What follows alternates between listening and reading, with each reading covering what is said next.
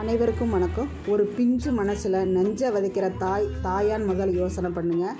12 வயசு பையனுக்கு வீட்டில் கோழி வளர்க்குறோன்னு சொல்லிட்டு ஒவ்வொரு முறையும் சொல்லி கொடுக்கறது. அவன் பிஸ்கட் போட்டு குட்டிகளை பூரா நாய்க்குட்டிகளை பூரா கூப்பிட்றது, கட்டையால் அடிக்கிறது, அப்புறம் கல் எடுத்து வீசுறது. இப்படியோ அவனோட செயல் அதிகமாகி இப்போ கத்தி எடுத்து குத்துற அளவுக்கு பெரிய ஆளாயிட்டான்.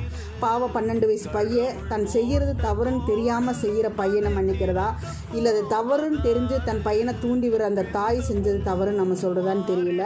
இப்போ இந்த குட்டிக்கு 18 தையல் போட்டிருக்குங்க. குட்டி உயிர் பிழைச்சிருச்சு. ஆனால் அதோட நடக்காதாங்கிறது அது ரெடியாகி வந்ததுக்கப்புறம் தான் தெரியும்.